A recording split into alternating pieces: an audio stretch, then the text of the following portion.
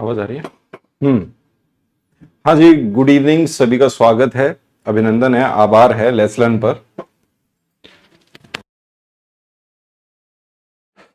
हाँ जी, बताइए। क्लास आपकी शुरू हो गई है। सीटेट में आने वाले मैथ के सवालों को हम देख रहे हैं। आज की क्लास में पहले क्लियर कर दूं, साफ लिखा हुआ है पेपर 1 की क्लास है। पेपर 1 में जो प्रीवियस ईयर क्वेश्चंस आए हुए हैं उनको हम देखेंगे। गुड इवनिंग सभी को, स्वागत है आप सभी का टेस्ट लर्न पर। लगातार हमने आपको क्लासेस चल रही हैं। अब हम क्या करेंगे, अब हम प्रीवियस ईयर क्वेश्चंस को करेंगे जो आपके पेपर में आए हुए हैं। पिछले 2 वर्षों के पेपर्स को देखेंगे तो और आपको मजा आएगा, क्योंकि लेवल बढ़ा दिया था उन्होंने। ऑनलाइन में जो उन्होंने सवाल पूछे वो थोड़े से अच्छे पूछे, तो वही सवाल हम पहले करेंगे।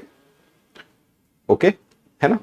ऐसे रखेंगे 50-50 सवालों की क्लासेस रखेंगे, जिससे आपके प्रीवियस ईयर सारे क्वेश्चंस कवर हो जाए। चलो समय खराब नहीं करते अपन, फटाफट गुड इवनिंग बताइए। चले बड़े आगे। जैसा कि मैंने आपको कहा है, प्रीवियस ईयर क्वेश्चंस को जरूर सॉल्व करना है आपको। 100% आप उसको सॉल्व करिए। अगर अभी भी आपकी तैयारी, जैसे आप बोल रहे हैं कि सर मेरी तैयारी थोड़ी कम है या मुझे कॉन्फिडेंस नहीं आ रहा है, मैं किस तरीके से अपनी प्रिपरेशन को बनाऊं, मुझे पता है कि मैथ के जो सवाल हैं, अगर हम पेपर 1 की बात करें तो मैथ के आपके 15 सवाल आएंगे, कंटेंट के 15 क्वेश्चंस, ठीक है। और पेडागोजी के कितने आएंगे? 15 सवाल आएंगे। आप लोग परेशान मत होइए, और मुझे पता है आप लोग परेशान भी नहीं है, आप लोगों को कॉन्फिडेंस भी है। और कई बच्चे तो ऐसे हैं कि बस 20 तारीख को आओ, 2 पेपर हम पेपर को फाड़ देंगे, इतना बेहतरीन पेपर करके आएंगे कि जबरदस्त नंबर आएंगे आप लोगों के। बहुतों को इतना कॉन्फिडेंस है खुद पे क्योंकि उनकी तैयारी अच्छी है, और जिनकी नहीं है मैं उनको बता रहा हूं कि 100% आपके 90 से ज्यादा नंबर आएंगे सीटेट में। पहले आपको क्या करना है, प्रीवियस ईयर क्वेश्चंस को सॉल्व करना है। उस तर्ज पर आपको देखना है किस तरह के सवाल आपसे पूछे जाते हैं, उसी तर्ज पर सवाल आपके पेपर में पूछे जाएंगे। अच्छे से अपनी क्लासेस को लीजिए। पेडागोजी आप पढ़ रहे हैं वो आप ढंग से पढ़ लीजिए, अच्छे से पढ़ लीजिए, ठीक है।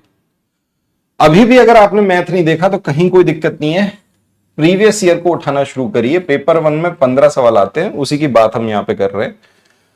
हमको पता है कि हमारे फिक्स सवाल हैं जो कि पूछे जाने, हमारे एकदम फिक्स सवाल है। मुझे पता है कि एक टॉपिक है टाइम, समय, उस पर एक सवाल आ जाएगा। मेजरमेंट, यहां से 1 से 2 सवाल आ जाएंगे, जिसको अपन मापन कहते हैं। 1 से 2 सवाल यहां आ जाएंगे। समय हो गया, मापन हो गया, डायरेक्टली सवाल आ रहे हैं, एकदम सीधे पूछे जा रहे हैं। एक टॉपिक है आपका मनी, यहां से एक सवाल आता है। पैटर्न, यहां से एक सवाल आता है। आपका एक नया शेप्स, ज्योमेट्रिकल शेप्स, यहां से एक सवाल आता है। अब एक इन्होंने ऐड कर दिया, वो है एंगल्स। एंगल फाइंड करना है, एंगल्स हमें निकालने होते हैं, जो कि अल्फाबेट न्यूमेरिकली किसी में भी पूछे जा सकते हैं, फिगर के अंदर भी एंगल पूछे जा सकते हैं। एक सवाल इसका देने लग रहे हैं। मीन मोड मीडियन या मीन मीडियन, यहां से आपका एक सवाल पूछा जाने लग रहा है। किसी किसी सेट में एक सवाल यहां से भी पूछा गया। एलसीएम एंड एचसीएफ, यहां से आपका एक सवाल पूछे जाने लग रहा है। फ्रैक्शन, यहां से आपका एक सवाल पूछे जाने लग रहा है। ये वो टॉपिक है जहां से आपके सीधे सीधे सवाल पूछे जाएंगे। मेंसुरेशन में भी आपको क्या पढ़ना है? स्क्वायर और रेक्टेंगल। बस स्क्वायर और रेक्टेंगल पढ़िएगा, यहां से आपका एक सवाल आ जाएगा। और अगर वॉल्यूम पढ़ेंगे तो वॉल्यूम में आपको पढ़ना है क्यूब और क्यूबॉइड, बस। इसके अलावा कुछ मत पढ़िएगा, कोई और फिगर पढ़ने की जरूरत नहीं है। एक सवाल यहां से आ जाएगा। अब बचता है आपका नंबर्स। तो यहां से अगर मैं नंबर्स की बात करूं, इसके जितने भी सब टॉपिक हैं, formation of number, knowing your number, playing with numbers, ठीक है, classification of numbers, type of numbers, ये सब का सब जो आप पढ़ते हो, जिसमें आपका डिविजिबिलिटी के रूल्स, डिवीजन, ये सब कुछ आप देखोगे तो यहां से आपको 2 से 3 या 3 से 4 सवाल देखने को मिलेंगे। कुल मिला के इस तरीके से आपके 15 सवाल बन रहे हैं आपके पेपर में। एक आपका डेटा हैंडलिंग का सवाल है जो कि बेहद आसान है, बहुत ही सिंपल सी डेटा हैंडलिंग का सवाल एक यहां से आएगा। तो ये वो टॉपिक है जो आपको पढ़ने हैं, यहीं से आप पढ़ेंगे, इन्हीं टॉपिक्स को आप देखेंगे और अलग से नहीं पढ़ना, आप बस प्रीवियस ईयर को उठाइए, प्रीवियस ईयर को सॉल्व करिए, वहीं से आपके ये सारे टॉपिक्स कवर हो जाएंगे। ठीक है, सारे सवाल आसान रहते हैं, बिल्कुल आसान रहते हैं, कहीं कोई दिक्कत नहीं है। अब आते हैं अपन अपने सवालों पर। ये रहा पहला सवाल, देखिए, चलिए शुरुआत करते हैं, फटाफट सॉल्व करते चलेंगे सवालों को। देखिएगा, ये रहा पहला सवाल, पढ़िए पहले सवाल को, फिर उसको सॉल्व करने की कोशिश करिएगा। क्या लिखा है सवाल में? The difference between the greatest 4 digit number, 4 अंकों की सबसे बड़ी संख्या और 4 अंकों की सबसे छोटी संख्या के अंतर को, इसका क्या करेंगे? अंतर करेंगे। The difference between the greatest 4 digit number and the smallest 4 digit number, सबसे बड़ी संख्या, सबसे छोटी संख्या, दोनों के अंतर को किससे डिवाइड करना है? 15 से डिवाइड करना है। तो बताओ रिमाइंडर क्या आएगा? मैंने कहा डिवीजन का सवाल आपके पेपर में आएगा। अब आप बताइए 4 अंकों की सबसे बड़ी संख्या कौन सी है? ये है 9, 9, 9 और 9। 4 अंकों की सबसे छोटी संख्या क्या है? 1, 0, 0, 0। अगर आप इनका डिफरेंस निकालोगे, ये आ गया इनका डिफरेंस। ये जो डिफरेंस है, इस डिफरेंस को हमको 15 से भाग देना है। मैं बिल्कुल बेसिक से बता रहा हूं आपको, आप में से कई बच्चों का कैलकुलेशन तेज होगा, वो सीधे डायरेक्ट कर लेंगे। ठीक है, कॉन्फिडेंस बिल्डअप होना चाहिए। 14 आंसर आएगा, 14 आंसर आ रहा है सब बच्चों का, बिल्कुल सही जवाब है। आंसर कितना आएगा? 14 आएगा। बहुत बढ़िया। 15 से डिवाइड करिए, 15 4 जा 60, 15 चौक 60, 15 5 75, 15 छक्के 90, 15 5 75, यहां आ गया 4, यहां आ गया 1, 149, 15 9 135। ये लीजिए, माइनस कर दीजिए, 4 और 1, फिर आ गया 135, माइनस कर दिया, कितना रिमाइंडर आ गया? 14। इतना बेसिक से तो आपने नहीं किया होगा, मुझे पता है, बच्चे बहुत तेज हैं हमारे, चीते हो रखे, सीधे सीधे 15 से डिवाइड कर दिया और रिमाइंडर कितना आएगा? 14। चलो बहुत बढ़िया।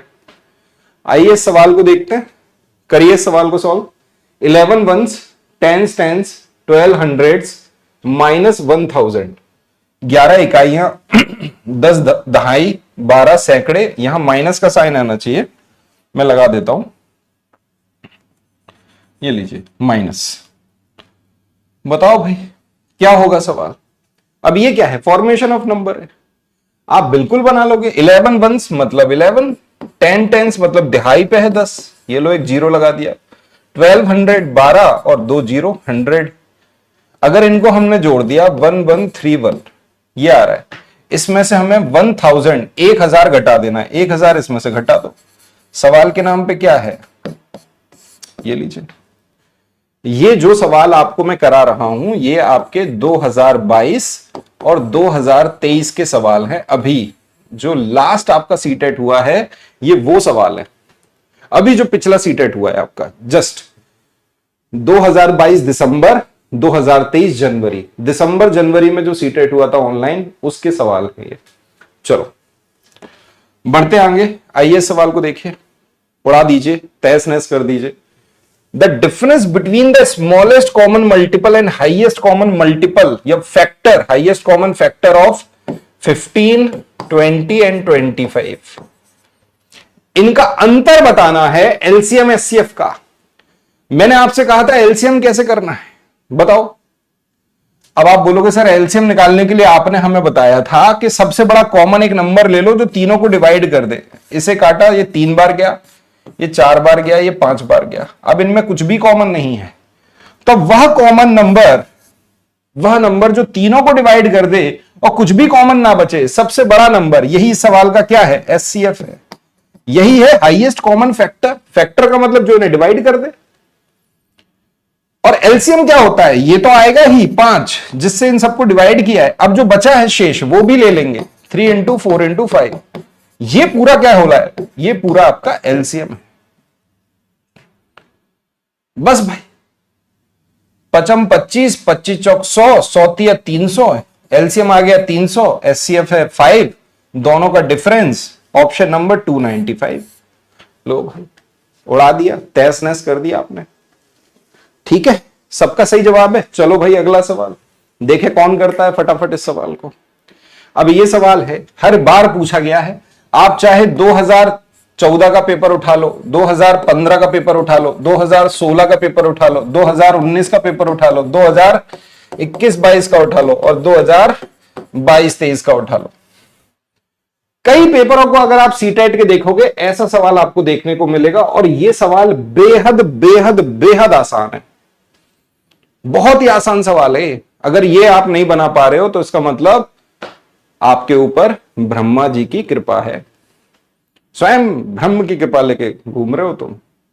करो भाई, सिंपल सा सॉल्यूशन है भाई, 201 इंटू 105। अब 105 से मल्टीप्लाई करना है, मतलब 100 प्लस 5 से। अगर 100 से करते हैं तो 20100 और 5 से करते हैं तो 1005। ये लो भाई 50112, ये आपका आ जाएगा प्रोडक्ट। अब आपको पता है सवाल में कहा गया है व्हाट शुड बी एडेड, इसमें क्या जोड़ दें जिससे ये प्राप्त हो जाए। तो इसका मतलब जो प्राप्त हो रहा है उसमें से इसे घटा दो।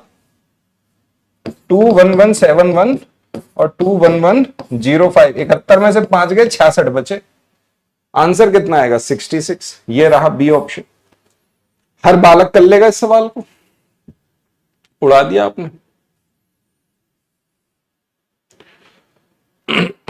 ठीक है भाई, क्लियर है। चलो आइए इस सवाल को देखिए। इन अ स्कूल, एक स्कूल में 1260 विद्यार्थी हैं। There are 1260 student, out of which 2/3 are boys and rest are girls. उनमें से 2/3 क्या हैं? लड़के हैं और शेष क्या है? लड़कियां हैं। 3/4 ऑफ द नंबर, उनका जो 3/4 है लड़कों का वो प्लेयर हैं, और half of the number of girls, जो गर्ल्स का आधा है वो प्लेयर हैं। तो number of student who are not player. बताओ भाई कितने बच्चे हैं जो प्लेयर नहीं है? क्या होगा सवाल का उत्तर? कतई सिंपल सवाल है, आसान सवाल है भाई। 1260 बच्चे हैं जिनमें से लड़के कितने हैं? बॉयज हैं आपके 2/3, तो लड़कियां कितनी हो जाएंगी? 1/3। भाई सीधी बात है, फ्रैक्शन कितना दे रखा है? 2/3। तो भाई 3 में से 2 गया तो कितना बचा? एक ही हिस्सा बचा 3 का। अगर इसका 2/3 निकाल लो भाई, इसका 1/3 कितना आएगा भाई? 3 चौक 12, 3 दूनी 6, 420। तो ये 420 का दुगना 840। ये लीजिए। अब लड़कों में 3/4 क्या है? प्लेयर हैं, खेलने वाले। बेटा अगर 3/4 खिलाड़ी है तो बेटा 1/3 क्या होंगे? खिलाड़ी नहीं होंगे। तो बस बेटा निकालो भाई, 3 दूनी 6, 3 अट्ठे 24, 280। क्लियर है? यही दिया है क्या? अच्छा 3/4 है, ठीक है। हम देखो रेजर आज यूज नहीं करेंगे, हमारा दिमाग चल गया। हम पिछली बार रेजर यूज कर रहे थे, 1/4 बचेगा। 3/4 अगर प्लेयर है तो 1/4 प्लेयर नहीं होगा। निकाला कितना आया? 210। और बोला गया लड़कियों का आधा प्लेयर है, इसका आधा अगर प्लेयर है तो आधा प्लेयर नहीं होगा। तो बस बेटा ये इसमें प्लेयर नहीं है, ये इसमें प्लेयर नहीं है, दोनों को जोड़ दिया, आंसर कितना आ गया? 420। ये रहा सी ऑप्शन। डन है भाई, बोलिए। सबका हो गया, सबने कर लिया। अगले सवाल को करिए। ये रहा अगला सवाल, बेहद आसान, बेहद simple. How many 3/8 are there in 9/4? 9/4 में कितने 3/8 हैं? ये आपसे सवाल किया जा रहा है। उल्टा लिख दिया है। How many 3/8 are there in 9/4? ये उल्टा लिख दिया है ना, ये होना चाहिए 9/4 में कितने 3/8 हैं, ये होना चाहिए। ये सवाल होना चाहिए था। हिंदी में ये सवाल उल्टा लिख दिया है। 9/4 में कितने 3/8 हैं? तो 9/4 में कितने 3/8 हैं? 9/4 मल्टीप्लाई, उल्टा कर दीजिए इसको, 8/3। 3 से काटा, 3 त्रिका 9, 4 दूनी 8। आंसर क्या आ गया? 3 दूनी 6। B option. हिंदी में यह सवाल उल्टा लिखा हुआ था। 3/8 में कितने 9/4 है, उल्टा लिखा है। ठीक है भाई, चलिए अगला सवाल करें, सॉल्व करें इस सवाल को, पढ़ें, फटाफट आंसर निकालें। नीना ने एक सब्जी की दुकान में 3 किलो 650 ग्राम प्याज और 1 किलो 800 ग्राम टमाटर खरीदे। सही बात है भाई, पहली बात तो टमाटर खरीद रही है, बहुत ही पैसे वाली है, 1 किलो 800 ग्राम आज की डेट में टमाटर खरीद पा रही है। तो प्याज का भार टमाटर के भार से कितना अधिक है, ये कोई सवाल है भाई? प्याज का भार कितना है? 3 किलो 650 ग्राम, इसमें से माइनस कर दीजिए टमाटर का भार कितना, 1 किलो 800 ग्राम। आपको पता है 650 ग्राम में से 800 ग्राम तो माइनस नहीं होगा, तो क्या करेंगे, 1 किलो इधर ले आएंगे तो 1 किलो इसमें जोड़ देंगे। तो 1 किलो में कितने ग्राम होते हैं? 1 किलोग्राम में कितने ग्राम? 1000 ग्राम। तो बस 1000 ग्राम इसमें जोड़ दो, तो इसको अपन क्या लिख सकते हैं, 2 किलो और 1650 ग्राम। अब माइनस कर दो, 1 किलो 800 ग्राम, 1650 में से गए 800 तो 850 ग्राम। आंसर आ गया 1 किलो 850 ग्राम अधिक है। सवाल के नाम पे क्या है? आप बोलोगे सर कलंक, डी ऑप्शन। इस बार का ही पेपर है ये, ठीक है। 1 किलो 850 ग्राम सबका आ रहा है, डी ऑप्शन। लीजिए भाई अगला सवाल ये रहा, करिए इस सवाल को सॉल्व। एक मानचित्र पर आधा सेंटीमीटर भूमि पर, on a map half centimetre shows 225 kilometre on the ground. एक मानचित्र पर आधा सेंटीमीटर भूमि 225 किलोमीटर को भूमि पर दर्शाती है। बहुत ही बढ़िया। If two cities are 1800 kilometre apart on the ground, ये सवाल तो रिपीटेड है, कई बार आ चुका है ये सवाल। यदि दो नगरों के बीच की भूमि की दूरी 1800 किलोमीटर है तो मानचित्र पर उनके बीच की दूरी क्या होगी? Then the distance between them on the map is. करिए भाई सवाल को। आप एक बात बताइए, मानचित्र पर उसको सेंटीमीटर में दर्शा रहे हैं और यहां पे उसको भूमि पे, ये मैप के ऊपर, ये ग्राउंड के ऊपर। आपको ये लिखना भी नहीं है, ये तो हम आपको समझाने के लिए बता रहे हैं। तो आधा सेंटीमीटर किसको दर्शा रहा है? 225 किलोमीटर को। तो 1 सेंटीमीटर किसको? 450 को। बस बेटा कितना है?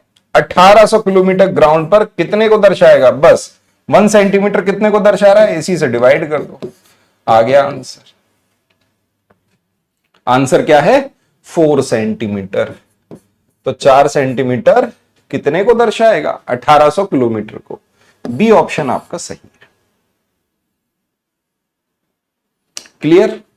चलिए अगला सवाल ये रहा, सवाल को सॉल्व करिए। क्या कह रहा है ये सवाल? The number of minute in 7 1/2 days is equal to the number of seconds is in 7 1/2 दिनों में मिनटों की संख्या निम्न के सेकंडों की संख्या के बराबर है। यह कन्वर्जन का सवाल है, सिंपल सवाल है। आपको बस ये पता होना चाहिए कि अगर मैं दिन को आवर में बदलूं तो मुझे 24 से मल्टीप्लाई करना है, आवर को मिनट में बदलूंगा तो मुझे 60 से मल्टीप्लाई करना होगा, और मिनट को अगर सेकंड में बदलूंगा तो मुझे 60 से मल्टीप्लाई करना होगा। यह पता होना चाहिए कन्वर्जन। तो 7.5 दिन मतलब 15/2 दिन। इसमें एक दिन में कितने घंटे? 24 घंटे। और प्रत्येक घंटे में कितने मिनट? 60 मिनट। हमने 7.5 दिनों में मिनटों की संख्या बना ली। अब ये बराबर है नंबर ऑफ सेकंड, सेकंडों की संख्या के, लेकिन किसके? ऑप्शन को देखो, आवर्स। इसका मतलब ये किसके बराबर है? आवर में कितने मिनट होते हैं? 60 मिनट। प्रत्येक मिनट में कितने सेकंड? 60 सेकंड। ये लो, बस बेटा इस सवाल को सॉल्व कर लो, खत्म। 60 से 60 कट गया,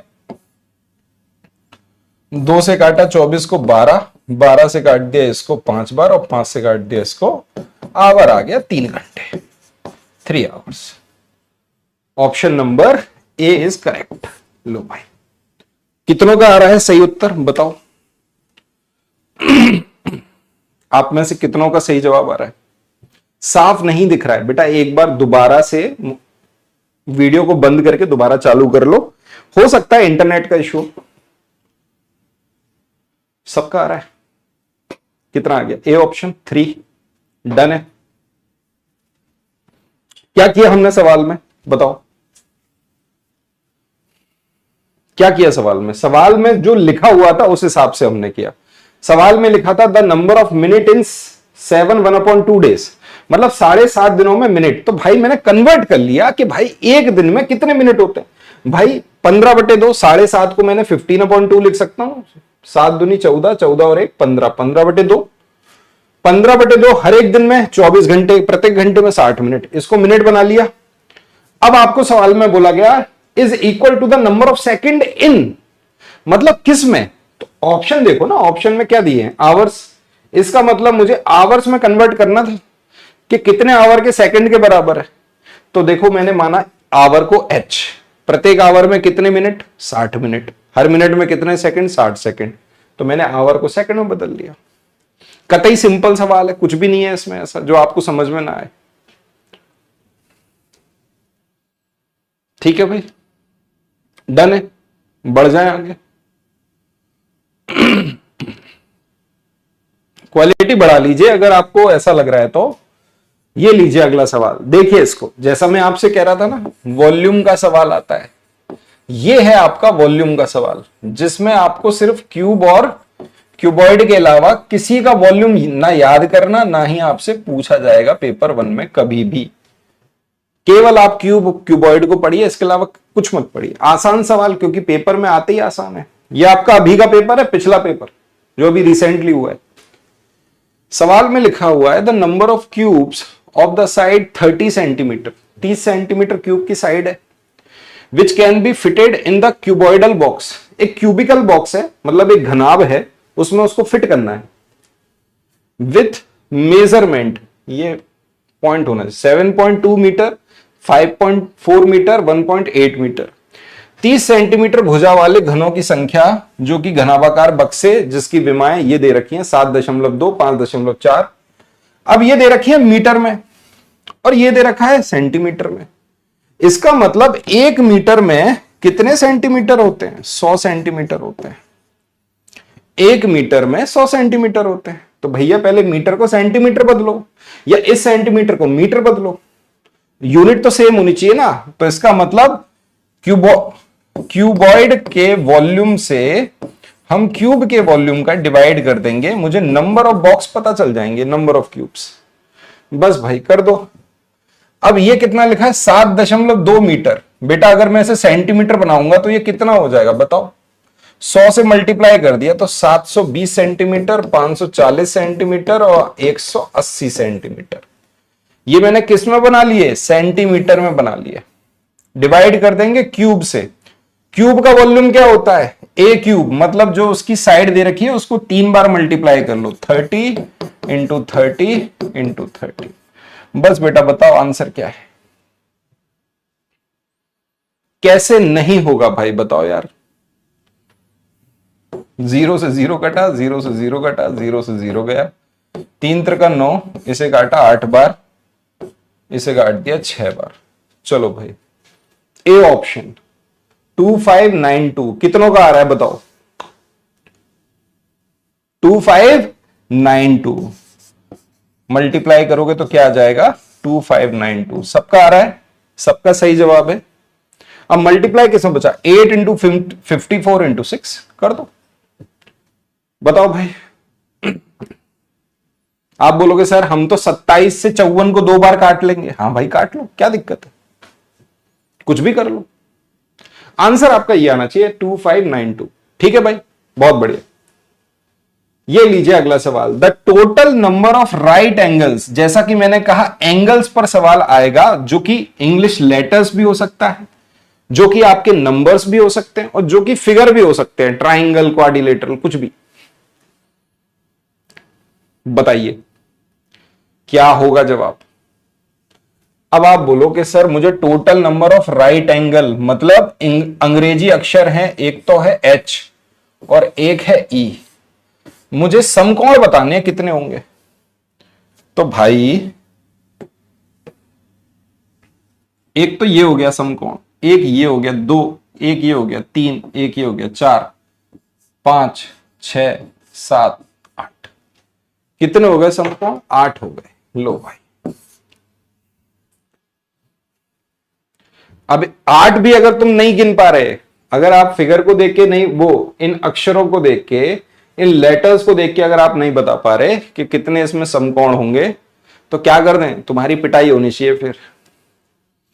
अब जैसे मैं आपसे पूछूं ए है, ये है ए, मुझे बताना है इसमें कौन कौन से कोण होंगे। अब जैसे ए है, तीन एंगल होते हैं, एक होता है एक्यूट एंगल, एक होता है राइट एंगल, एक होता है ऑब्ट्यूस एंगल। एक्यूट मतलब न्यून कोण, राइट मतलब समकोण, ऑब्ट्यूस मतलब अधिक कोण। एक्यूट का मतलब ऐसा एंगल जिसकी वैल्यू 0 डिग्री से तो ज्यादा हो और 90 डिग्री से कम हो। राइट एंगल जिसकी वैल्यू 90 डिग्री के बराबर हो। ऑब्ट्यूस एंगल जो 90 डिग्री से अधिक हो लेकिन 180 डिग्री से कम हो। ठीक है, बताओ। तो आप बोलोगे सर एक एंगल ये रहा, एक एंगल ये रहा, एक एंगल ये रहा, और एक एंगल ये है और एक एंगल ये है। इसका मतलब आप क्या बोलोगे सर, 1 2 3, तीन तो इसमें क्या है, एक्यूट एंगल है, और ये जो दो एंगल दिख रहे हैं ये दो एंगल हमारे ऑब्ट्यूस एंगल है। तो ए के अंदर आपको क्या देखे, 5 तो कुल मिला के कितने एंगल थे, 5 एंगल थे। उस 5 में भी अगर मैंने कैटेगराइज कर लिए तो ये 3 तो आपके एक्यूट हैं और 2 आपके ऑब्ट्यूस हैं। तो सवाल अगर आ जाए बेटा कर लेना, दिक्कत नहीं होनी चाहिए। ठीक है, चलो आओ भाई सवाल को करो। जैसा मैंने कहा आपसे, मेंसुरेशन में एरिया और पेरीमीटर आपसे पूछा जाता है, यही है आपका टॉपिक। अगर आप अपनी एनसीईआरटी को देखोगे तो क्षेत्रफल और परिमाप यही आपका है टॉपिक। और यहां सिर्फ और सिर्फ आपको क्या पढ़ना है, आपको सवाल आते हैं स्क्वायर और रेक्टेंगल पर, स्क्वायर और रेक्टेंगल पर।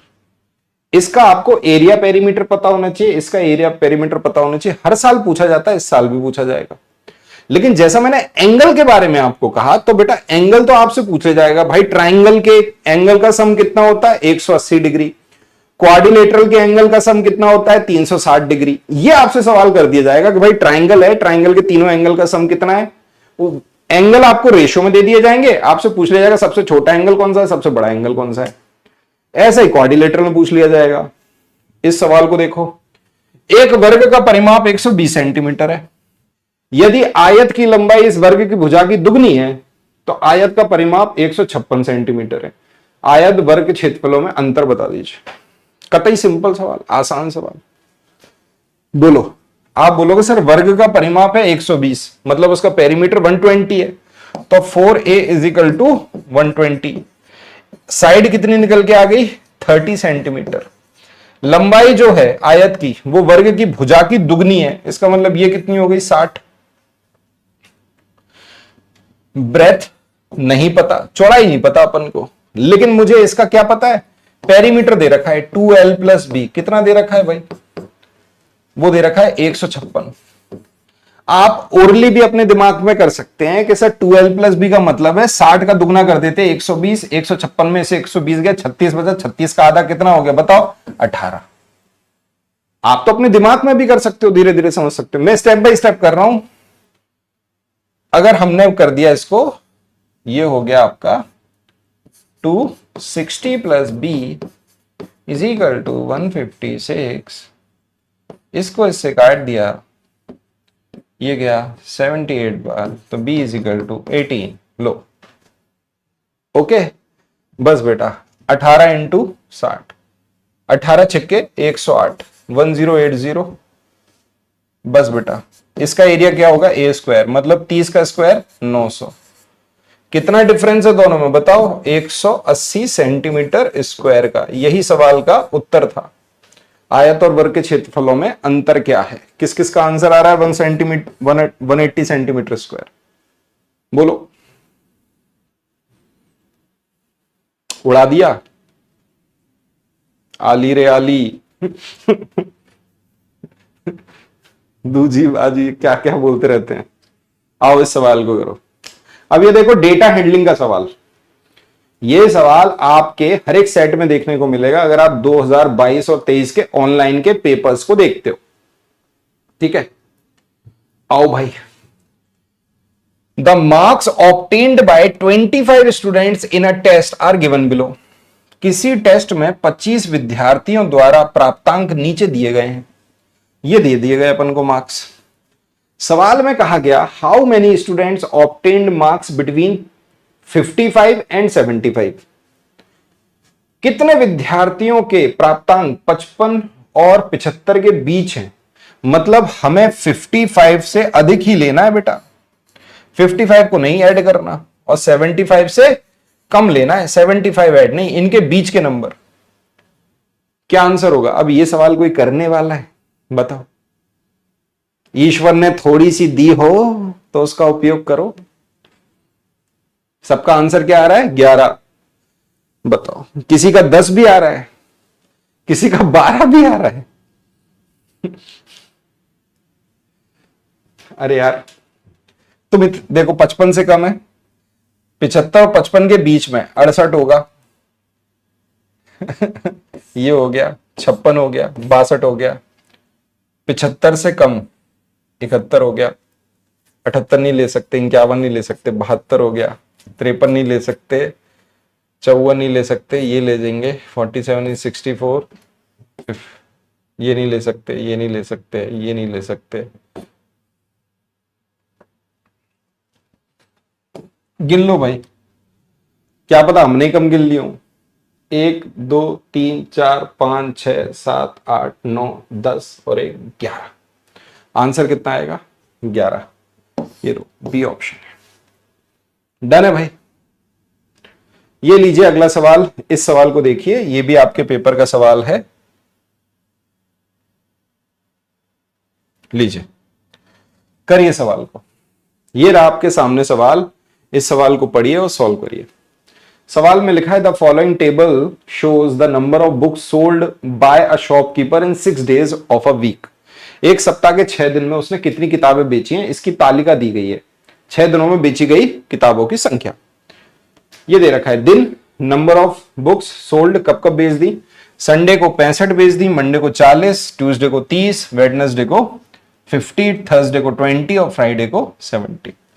सवाल में क्या पूछा गया है कि रविवार, सोमवार और बृहस्पतिवार को बेची गई पुस्तकों की कुल संख्या और शुक्रवार और बुधवार को बेची गई पुस्तकों की कुल संख्या का क्या अंतर है।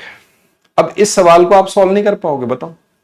रविवार, सोमवार और बृहस्पतिवार, बस बेटे संडे, मंडे, थर्सडे, ये हो गया संडे, मंडे और थर्सडे। भाई 40 और 20 60, 60 और ये हो गया टोटल मिला के 125। और बाकी किसे ऐड करना है? फ्राइडे और वेडनेसडे, ये हो गया फ्राइडे और वेंसडे, ये हो गया 120। 70 और 50।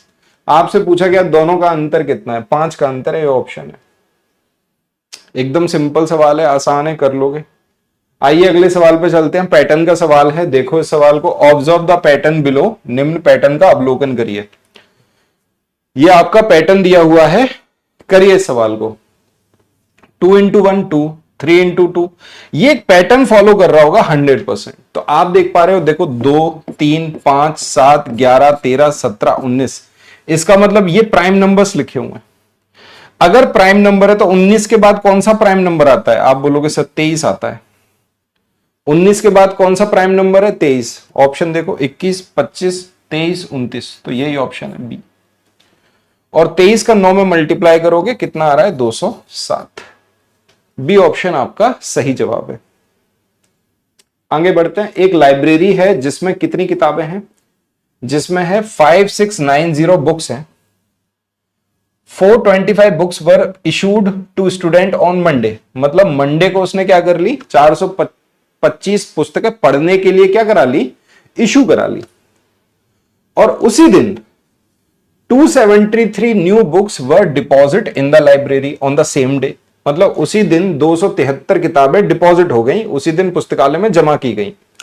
तो बताओ यार, पुस्तकालय में अब कितनी पुस्तकें हैं?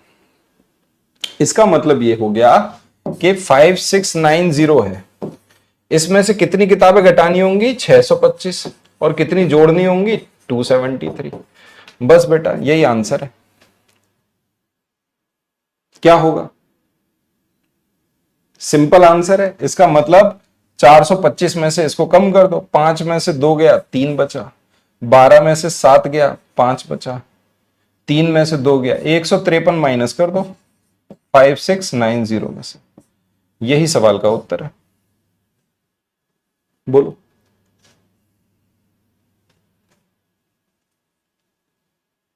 अच्छा, ये 3 है। सवाल में कितना दिया है? 273। अगर 273 दिया है तो ये कितना होगा? 2 हो गया। अब ठीक है,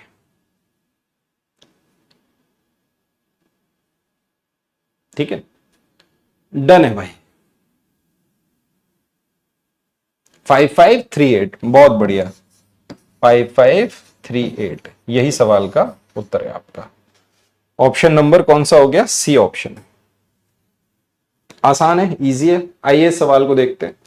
how many 1/12 are there in 1/3? 1/3 में कितने 1/12 हैं? 1/3 में कितने 1/12 हैं? 12 चला गया ऊपर, आंसर आ गया 4। ठीक है भाई। अगला सवाल है, the number of larger than half of 80। A number is larger than half of 80, it is more than 4 times and less than 6 times. एक संख्या 80 के आधे से अधिक है, मतलब 40 से अधिक है, और फिर सेकंड लाइन में बोला है 4 दहाई से अधिक है और 6 दहाई से कम है, मतलब 40 और 60 के बीच का नंबर है। इसके अंकों का योगफल 6 है। The sum of its digit is 6। इसके दहाई का अंक इकाई के अंक का दुगना है। 4 ऑप्शन आपके सामने। किसके अंकों का योग? इसका 10 आ रहा है, इसका 6 आ रहा है, इसका 6 आ रहा है और इसका भी 6 आ रहा है। 6 इसका भी है, 6 इसका भी है, 6 इसका भी है। ये तो हो नहीं सकता। अब आपको क्या कहा गया? इसके दहाई का अंक इकाई के अंक का दुगना है। 0 का दुगना है क्या? 1 का दुगना। डी ऑप्शन आपका सही है। क्लियर है? कर लोगे। अगला सवाल, the sum of all the factors of 96। 96 के सभी फैक्टर्स का सम बताइए। मैंने आपको बताया है सभी गुणनखंडों का योगफल, ये मैंने आपको बताया भी है। ऐसा सवाल पेपर में आएगा भाई। 96 इसका प्राइम फैक्टराइजेशन कर लो। ठीक है, वैसे तो पता चल रहा है 32 दिया तो साफ साफ आ गया 2 की पावर 5 और 3 की पावर 1 बन गया प्राइम फैक्टराइजेशन। मुझे क्या करना है? सम निकालना है। अगर मुझसे नंबर ऑफ फैक्टर्स पूछा जाता तो बेटा क्या होता सवाल का जवाब? तब आप बोलते सर मैं सीधे पावर में 1 ऐड कर देता, 5 + 1, और यहां पावर 1 है तो 1 + 1, ये हो जाता 6 × 2, आंसर आ जाता 12। नंबर ऑफ फैक्टर्स कितना होता? 12 होता। लेकिन मुझे सम ऑफ फैक्टर्स बताना है। इसका मतलब मुझे क्या करना होगा? 2 की पावर 0 + 2 की, कहां से स्टार्ट करेंगे? 2 की पावर 5, ये जिससे भी स्टार्ट कर लो, उल्टा कर लो, सीधा कर लो, एक ही बात है। 2 की पावर 0, 2 की पावर 1, 2 की पावर 2, 2 की पावर 3 और 2 की पावर 4 + 2 की पावर 5। स्टार्ट करेंगे 0 से और कहां तक लेके जाएंगे? जितनी इस पर पावर है। जैसे 3 की पावर 1 है, 3 की पावर 0 + 3 की पावर 1। यहां पर इनकी वैल्यूज आपको पता होना चाहिए, पहले से ही पता होना चाहिए। 3 की पावर 2 की पावर 5 32, 2 की पावर 4 16, 2 की पावर 3 8, 2 की पावर 2 4, 2 की पावर 2 1 2 और 2 की पावर 0 1।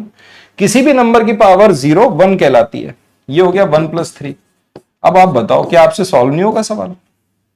इस पूरे को आप ऐड करोगे कितना आएगा? 63 × 4। बताओ भाई क्या है उत्तर?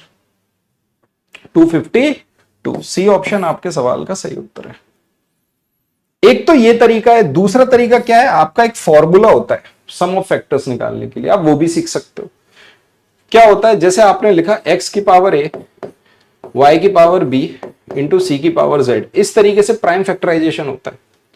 तो सम ऑफ फैक्टर्स निकालने का एक फॉर्मूला है। ठीक है, आपके ऊपर है, आपको ये अच्छा लगे तो इसको भी यूज कर सकते हैं। वो क्या होता है? x की पावर a + 1 -1/x - 1, y की पावर b + 1 -1/y - 1, c की पावर z + 1 -1/c।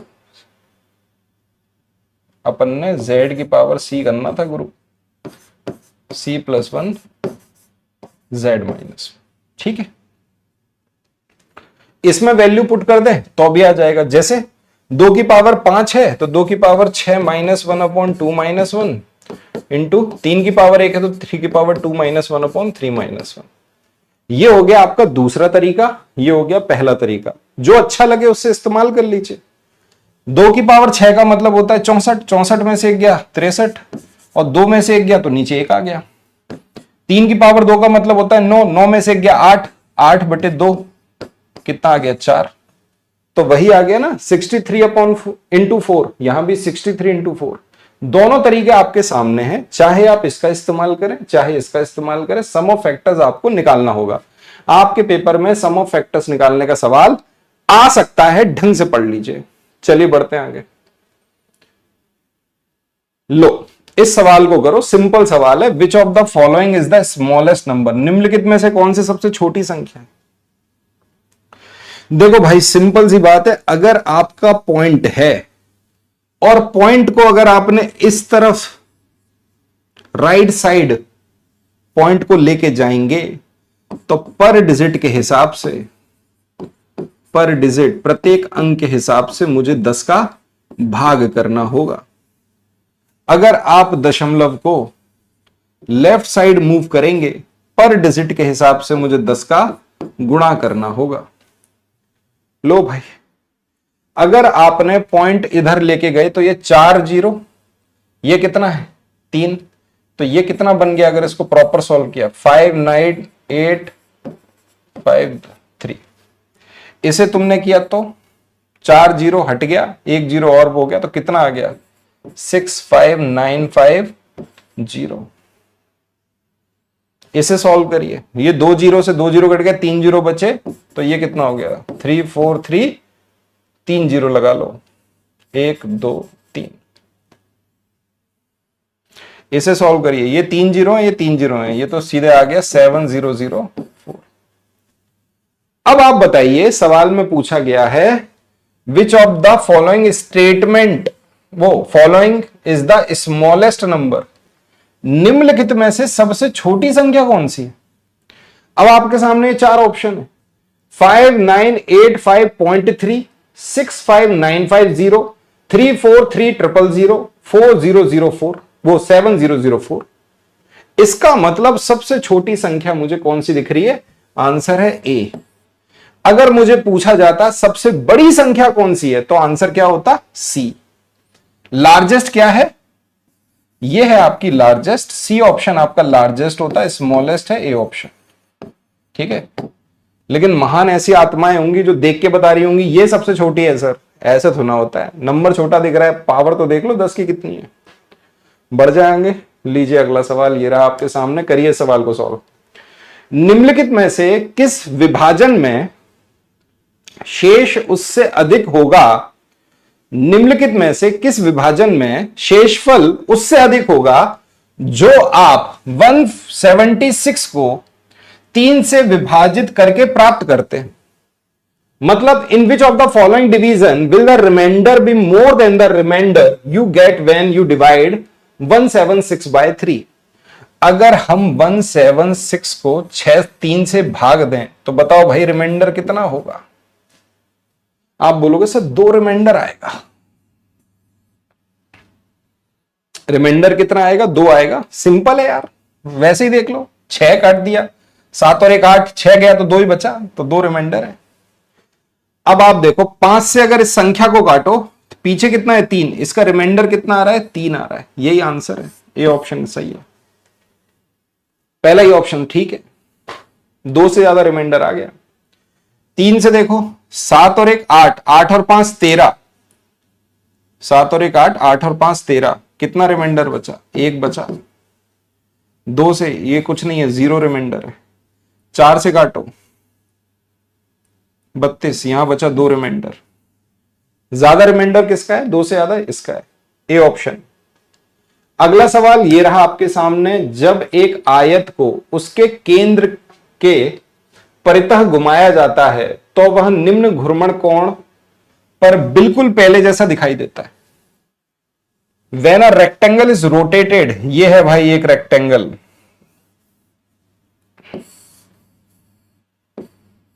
ये मान लो इसका केंद्र है, आपने इसको केंद्र पर घुमाया, 90 डिग्री घुमाओगे, 90 डिग्री घुमाओगे तो ये कैसा दिखेगा, ऐसा दिखेगा। पिछली क्लास में यही पढ़ाया था। अब 90 डिग्री फिर घुमाओगे तो 180 डिग्री पे कैसा दिखेगा, ऐसा दिखेगा।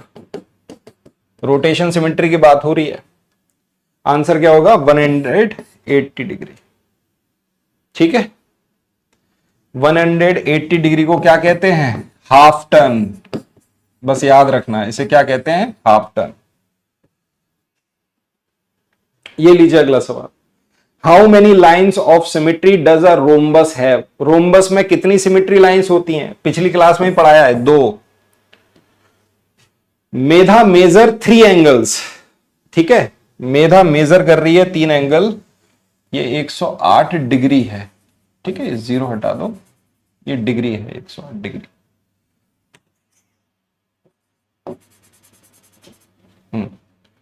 मेधा measure 3 angles as 108 degree, 75 degree, 90 degree in her notebook.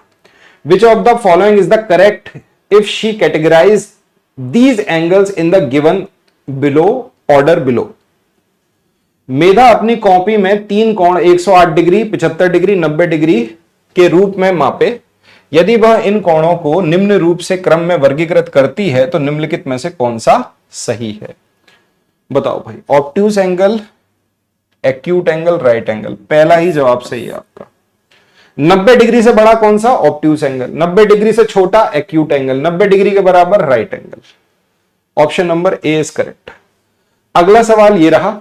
एक तार को मोड़कर एक आयत बनाया गया जिसका परिमाप 20 सेंटीमीटर है, जिसका परिमाप 20 सेंटीमीटर है। उसी तार को फिर से मोड़कर एक वर्ग बनाया गया। इस वर्ग का क्षेत्रफल क्या है। एक वायर है जिसको हमने बेंड किया और रेक्टेंगल बनाया, whose perimeter is 20 centimetre. The same wire is again bent into form a square. What will be the area of this square. कतई सिंपल है यार। अगर एक बात बताओ, एक तार है जिससे आपने एक रेक्टेंगल बना दिया, उसी तार से एक स्क्वायर बना दिया, भाई तार तो बराबर ही रहेगा, दोनों का पेरीमीटर तो सेम रहेगा। इसका भी पेरीमीटर 20 तो इसका भी 20। और पेरीमीटर क्या होता है, 4a = 20। तो a = साइड निकली 5, तो एरिया क्या निकला, a का स्क्वायर 25। आंसर है 25 centimetre square, B option. Done है। ये रहा अगला सवाल। करें इस सवाल को। Look at the following table. निम्नलिखित तालिका को देखिए भाई। ये आपको बोल रखा है पटना से गाड़ी चल रही है और कलकत्ता पहुंच रही है, वो भी अगले दिन, नेक्स्ट डे कलकत्ता पहुंच रही है। पटना से चली, कलकत्ता पहुंची, पटना से चली, कलकत्ता पहुंची। बताओ भाई कैसे करोगे। बड़ा ही सिंपल है, आसान है। ये आपको पीएम में दे रखा है क्योंकि ट्रेन का जो समय होता है 24 आवर में क्या होता है, पीएम में होता है। तो भाई ये कितना बज रहा है बताओ। आप बोलोगे सर 5:42 पीएम। अब ये 3:32 अगले दिन की बात हो रही है, मतलब ये रात का 3:32 हो रहा है। ये कितना हो गया भाई, 8:45। ये कितना हो गया, 9:10। ये सभी पीएम में दे रखे हैं, समझ लेना भाई। पहली रेलगाड़ी इतने बजे चली, इतने बजे पहुंची, इतने बजे चली, इतने बजे पहुंची, इतने बजे चली, इतने बजे पहुंची। आपसे पूछा गया which train takes the least time to reach Calcutta from Patna. बताओ भाई कौन सी रेलगाड़ी पटना से कलकत्ता पहुंचने में सबसे कम समय लेती है। कतई सिंपल सवाल है, आसान तरीका बताता हूं इसको काउंट करने का। कैसे करोगे भाई, रात को 12 बजे के बाद दूसरा दिन लग जाता है। ये रात का 3 बज रहा है, 3:32। ये सुबह का 5:15। ये देखो सुबह 6:55। आप मुझे बताओ अगर 5:42 पे गाड़ी चली तो भाई 12 अगर मुझे बजाने हैं तो 5 और 7 12, मतलब 7 घंटे के बाद कितना बज गया होगा, 12:42। ये किस में आ गया, एएम में। ये भी एएम में दिया है। तो भाई 7 घंटे और अगर 3 घंटे और जोड़ दूं तो कितना होना चाहिए। आप बोलोगे सर 3:42, लेकिन हो कितना रहा है 3:32। तो 10 मिनट कम कर दो, 7 और 3 10 घंटे। 10 घंटे में 10 मिनट कम किए, मतलब 9 घंटे 50 मिनट गाड़ी चली। यहां पे यहां देखो 12 बजा लो, 8 और 4 12, ये लो, ये 4 घंटे हो गए, और 12 और 5 5, 4 और 5 9 घंटे हो गए। लेकिन बजेगा कितना? 9:45 बजेगा। कितना कम करना पड़ेगा बोलो? आप बोलोगे सर 30 मिनट कम करना पड़ेगा, तो 9 घंटे में से 30 मिनट कम कर दो, 8 घंटे 30 मिनट बच रहा है। सिंपल है। यहां देख लो 9:10 हो रहा है, तो 12, 3 घंटे के बाद क्या होगा? 12:10, और 6 घंटे के बाद क्या होगा? 6:10। लेकिन बज कितना रहा है? 55। तो भाई 6 घंटे, 6 और 3 9 घंटे हो गए, 10 मिनट हो रहा है, कितना मिनट और बढ़ाना है? आप बोलोगे 45 मिनट। तो आंसर आ गया, ये आ गया 9 घंटे 45 मिनट। लो, सिंपल है। 9 घंटे 50 मिनट, 8 घंटे 30 मिनट, 9 घंटे 45 मिनट। सबसे कम कौन सा समय ले रही है? ट्रेन भी। डन कर लोगे? ठीक है। आइए अगला सवाल। 80 सेंटीमीटर, 80 मीटर, 80 किलोमीटर। भाई सीधी बात है, किलोमीटर। 1 किलोमीटर में कितने मीटर होते हैं? आप बोलोगे सर 1000 मीटर। 1 मीटर में कितने सेंटीमीटर होते हैं? 100 सेंटीमीटर। तो 1 सेंटीमीटर में कितने मीटर हुए? 1/100 मीटर। क्या आपको याद है? किलो, हेक्टो, डेका, मीटर, ये याद है ना ये वाला सीक्वेंस? अगर याद नहीं है तो जरूर याद करिएगा। क्या होता है भाई? किलो, हेक्टो, डेका, ये हो गया मीटर, डेसी, सेंटी और मिली। याद रखिएगा, किलो को हेक्टो में बदलो 10 का मल्टीप्लाई, हेक्टो को डेका में बदलो 10 का मल्टीप्लाई, डेका को मीटर बदलो 10 का मल्टीप्लाई, मीटर को डेसीमीटर में बदलो 10 का मल्टीप्लाई, डेसीमीटर को सेंटीमीटर 10 का मल्टीप्लाई। इसका मतलब बड़ी यूनिट से छोटी यूनिट में बदलने पर 10 का मल्टीप्लाई करना होता है, और छोटी यूनिट से बड़ी यूनिट में बदलोगे तो 10 का डिवाइड करोगे।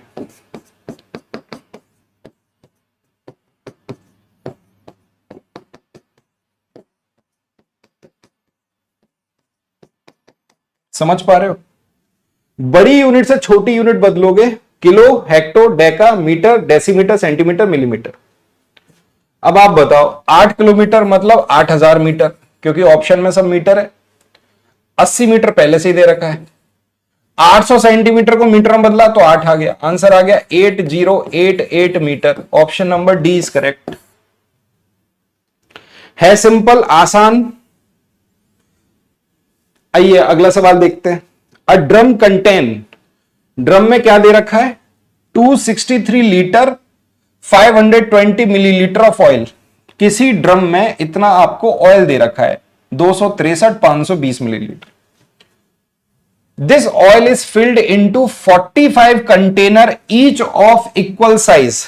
इस तेल को एक ही माप के 45 बर्तनों में भरा जाता है। ऐसे 25 बर्तनों की कुल कितना तेल होगा? How much oil is there in 25 such containers. अब आप एक बात बताइए, आपके पास में टोटल ऑयल कितना है?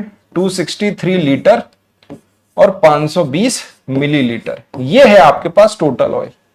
अगर इस टोटल ऑयल को 45 कंटेनर से डिवाइड कर दूं तो मुझे क्या मिल जाएगा? एक कंटेनर में कितना ऑयल आएगा ये मुझे पता चल जाएगा। सीधी बात है, 45 से डिवाइड करने पे मैं बता सकता हूं कि भाई एक कंटेनर में कितना आएगा ऑयल।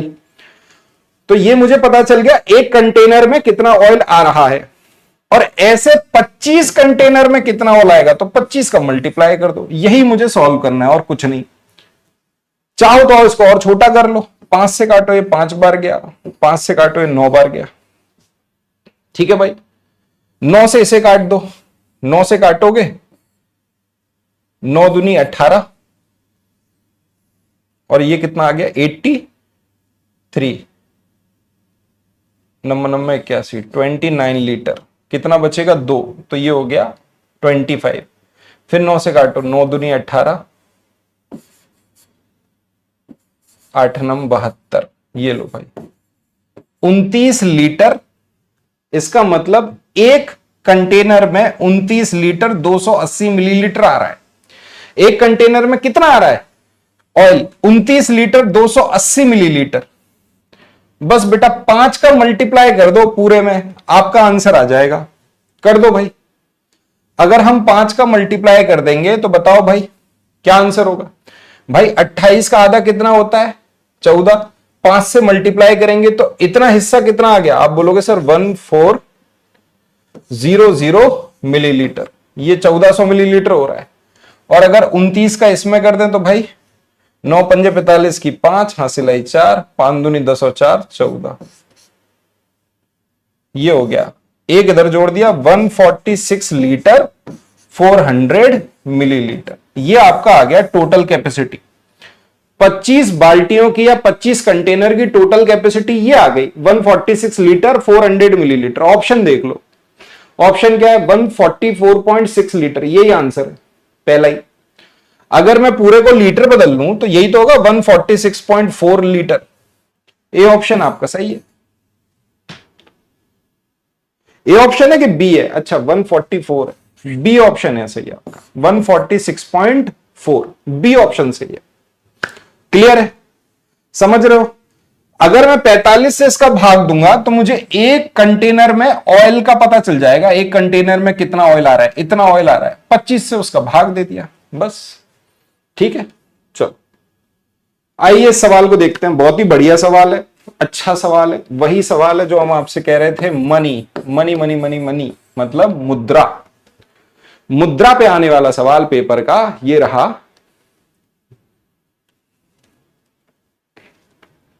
बोलो आपकी आंखों को क्या हो गया है? जब से मेरी शादी हुई है मेरी आंखों में कुछ गड़बड़ हो गई है।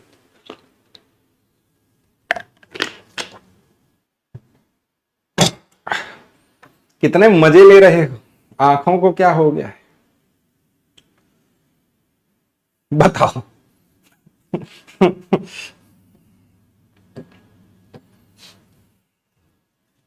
तुमको आ रहे हैं मजे, है ना, सवाल लग रहे हैं आसान।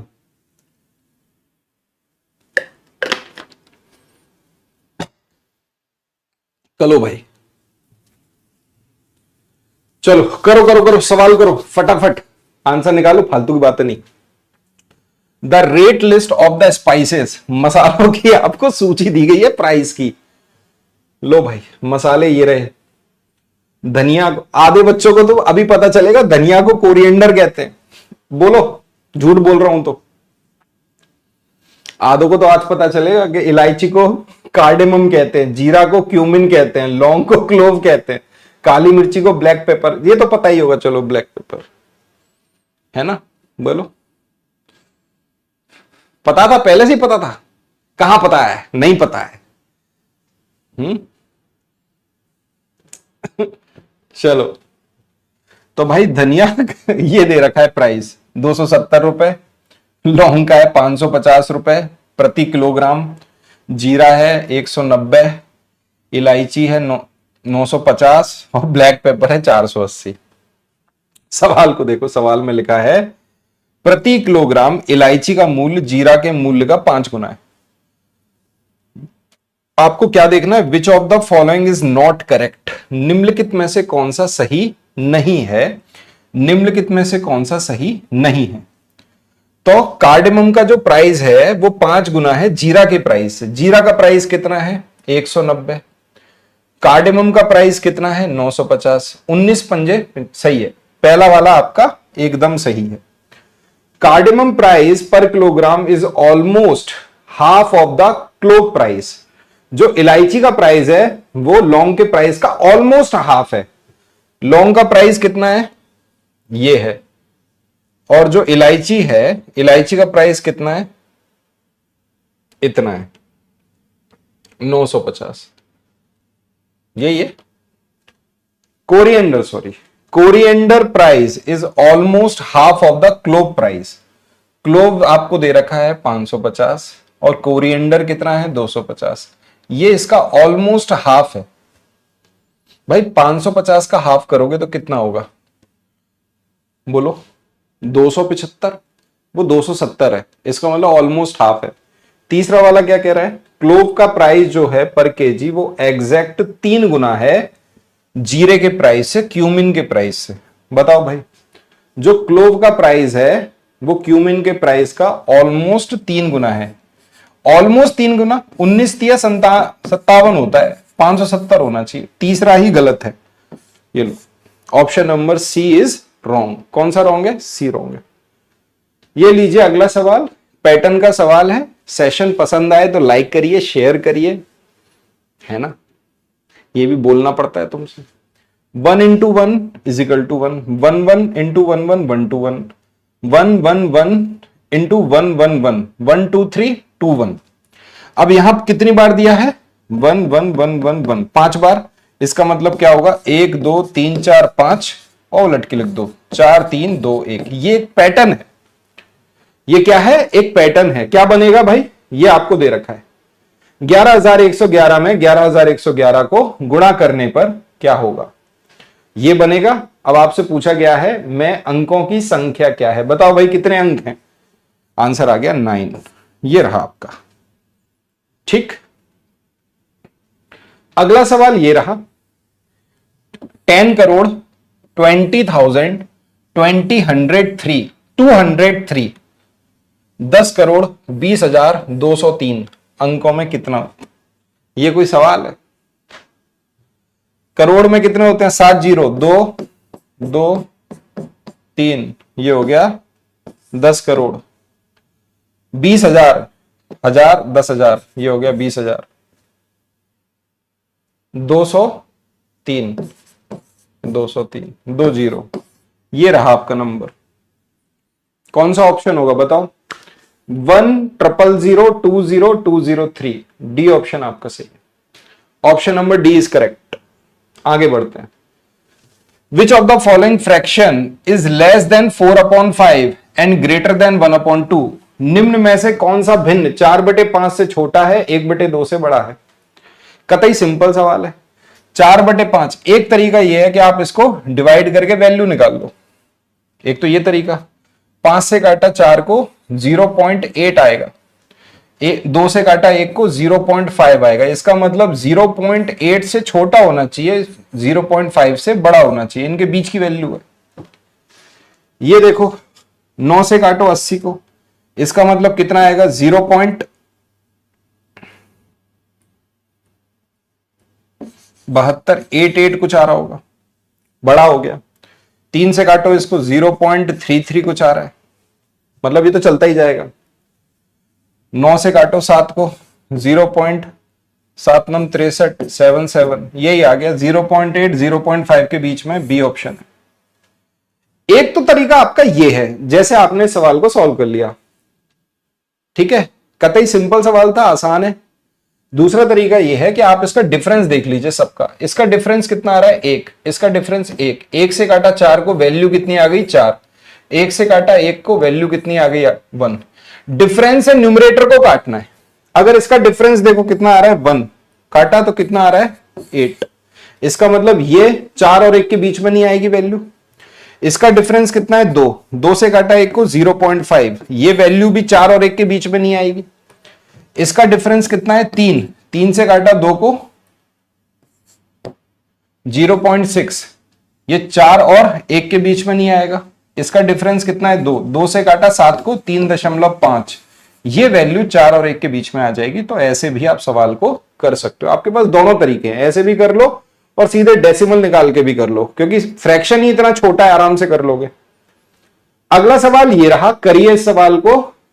What will be the value of k in the 6-digit number? ये आपको एक नंबर दे रखा है। If the number is divisible by 6, 6 अंकों की संख्या 5 6 2 3 4 k में k का मान क्या होगा यदि यह संख्या 6 से विभाज्य है? बेटा 6 से विभाज्य है का मतलब संख्या 2 से भी कटेगी और संख्या 3 से भी कटेगी। 2 का नियम कहता है संख्या का आखिरी अंक, लास्ट नंबर, जो लास्ट डिजिट है, वो क्या होनी चाहिए? 2 से डिवाइड होने वाली होनी चाहिए, मतलब 0 2 4 6 8। बेटा लास्ट डिजिट क्या होनी चाहिए? 0 2 4 6 8 होनी चाहिए, आखिरी अंक। ठीक है, आपको ये दे रखा है नंबर 5 6 2 3 4 और k। इसका मतलब k की जगह क्या आएगा? या तो 0 आ सकता है, 2 आ सकता है, 4 आ सकता है, 6 आ सकता है, 8 आ सकता है। हम क्या बता रहे हैं? मतलब ये 2 से कटने वाली संख्या बन गई, अगर इनमें से पांचों में से कोई से भी डिजिट रख दो। लेकिन संख्या तो 6 से कट रही है, इसका मतलब संख्या 3 से भी कटनी चाहिए। तो भाई 3 का नियम लगा दो, 3 से काटा 6 कट गया, 3 कट गया, 4 और 2 6 कट गया, इसमें से भी 3 हटा दो, कितना बचेगा 2, 2 प्लस के। भाई 2 के साथ के की वैल्यू क्या है 0, तो 2 के साथ 0 जोड़ूंगा तो क्या आएगा 2, नहीं कटेगा। 2 के साथ 2 जोड़ूंगा कितना आएगा 4, नहीं कटेगा। 2 के साथ 4 जोड़ूंगा कितना आएगा 6, ये कट गया 3 से। इसका मतलब के की वैल्यू क्या आएगी 4। ऑप्शन कौन सा है सी, ये रहा आंसर। आइए भाई, इन अ क्लास ऑफ 28 स्टूडेंट, 28 बच्चों की क्लास में 15 आर गर्ल्स, 15 क्या है लड़कियां हैं। If 21 student clean their teeth daily, रोज अपने दांत साफ करते हैं 21 बच्चे, 3/5 3/5 of the girls clean their teeth daily, मतलब लड़कियों का 3/5 रोज अपने दांत साफ करते हैं। Then which fraction of the boys are doing the same work daily, बताओ भाई लड़कों का कौन सा भिन्न या कितना भाग प्रतिदिन यही काम करता है। ये रहा आपके सामने सवाल। सवाल को सॉल्व करिए, थोड़ा दिमाग लगा के सॉल्व करिए, बहुत ही सिंपल सा सवाल है। आपके पास में कितने विद्यार्थी हैं 28 विद्यार्थी हैं। इन 28 विद्यार्थियों में से लड़कियां कितनी हैं 15 लड़कियां हैं। भाई 15 लड़कियां हैं तो बच्चे कितने, आप मुझे बताओ।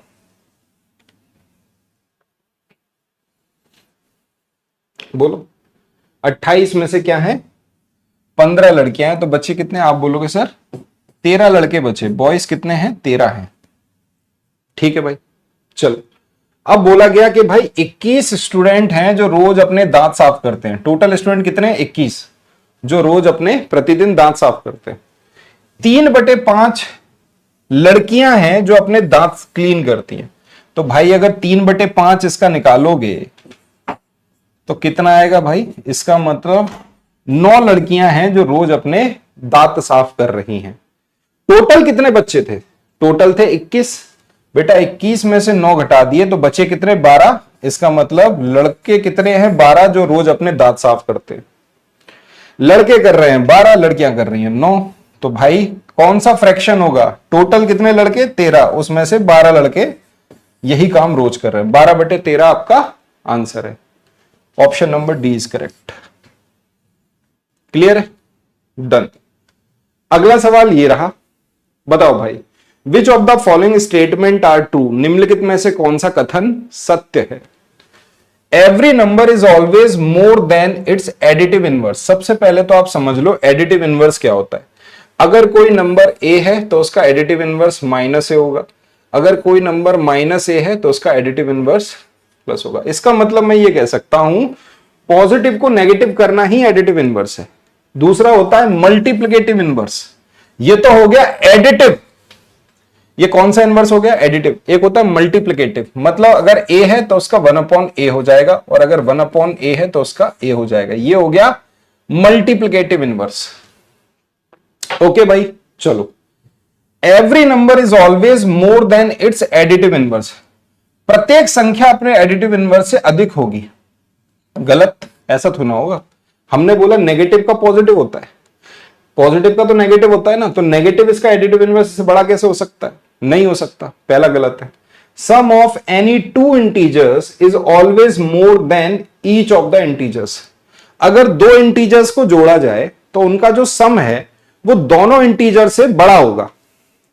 मान लो अगर दोनों नेगेटिव हुए तो क्या उनसे बड़ा हो सकता है, इसका मतलब ना, ये भी गलत। ऑलवेज लगा के सत्यानाश कर लिया इन्होंने। ओके, अब आते हैं तीसरे पे। The successor of -2 is -1। Successor का मतलब क्या होता है +1, प्रेडिसेसर का मतलब -1। -2 में +1 करेंगे -1 आएगा, तीसरा सही है। The product of numbers and it's additive inverse, संख्या और उसके योज्य प्रतिलोम का गुणनफल सदैव ऋणात्मक होता है, ऑलवेज नेगेटिव। सीधी बात है, मैंने बताया इन दोनों का मल्टीप्लाई करना नेगेटिव होगा, इन दोनों का करना नेगेटिव होगा। ये भी सही, तीसरा चौथा सही है, ऑप्शन नंबर डी सही है।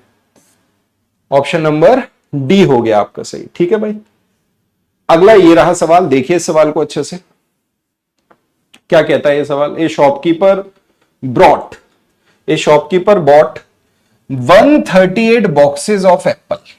एक दुकानदार ने सेबों के 138 डिब्बे खरीदे, जिनमें से प्रत्येक में 24 सेब हैं, ईच कंटेनिंग 24 एप्पल्स। प्रत्येक डिब्बे में 24 सेब हैं। ही कुड सेल, उसने कितने बेच दिए? ही कुड सेल ओनली 1173/4, 117 सही 3/4 डिब्बे एप्पल के उसने पहले दिन बेच दिए। क्या होगा?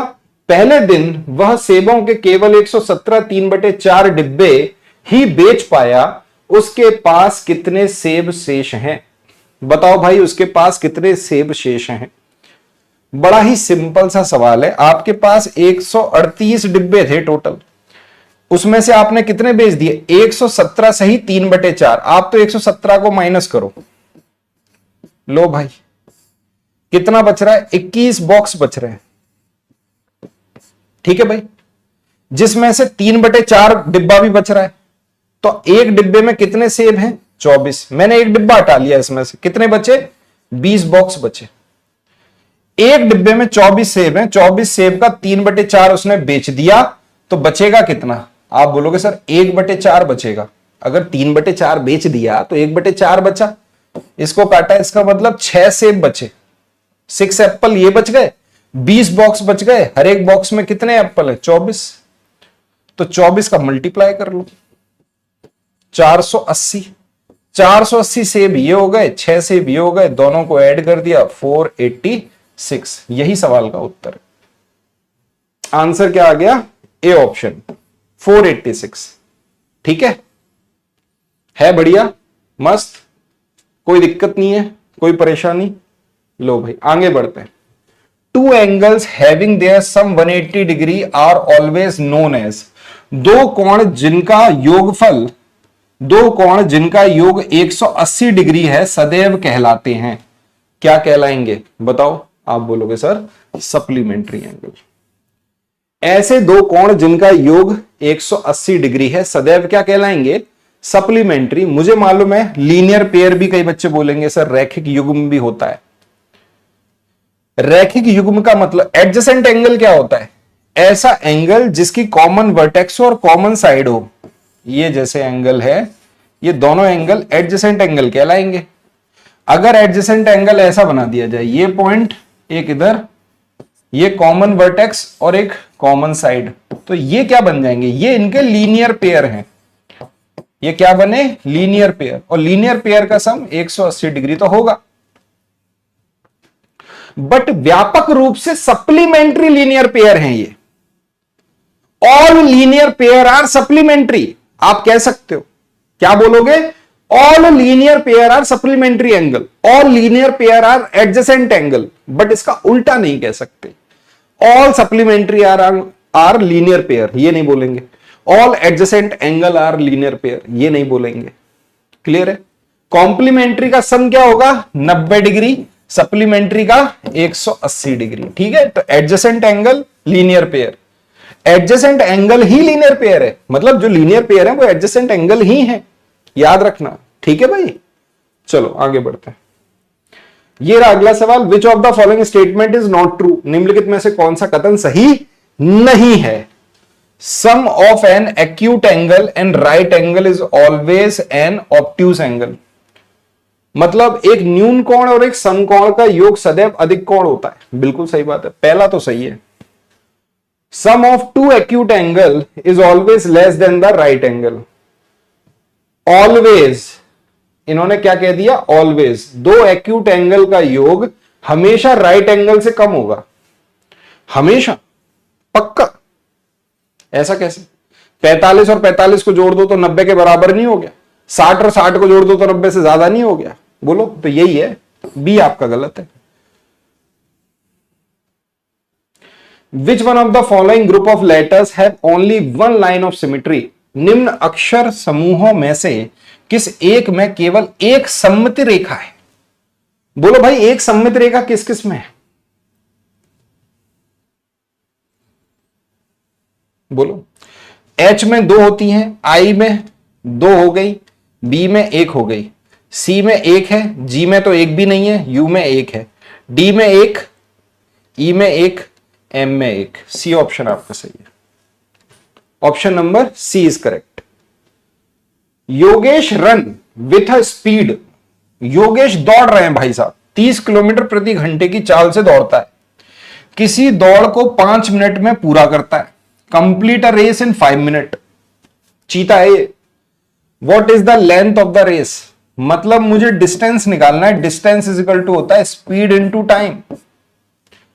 अगर आपको स्पीड दे रखी है x किलोमीटर प्रति पर आवर और आपको इसको चेंज करना है x मीटर पर सेकंड, तो क्या करेंगे, इसमें 5/18 का मल्टीप्लाई कर देंगे।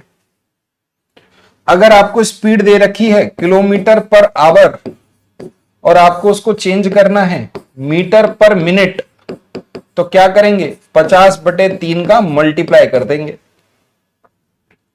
और जस्ट इसका उल्टा बोला जाए तो इसको उल्टा कर देना, मतलब मीटर पर सेकंड में दे रखी है, किलोमीटर पर आवर बनाना है तो 18/5 का मल्टीप्लाई। तो आप बताओ स्पीड कितनी है, 30।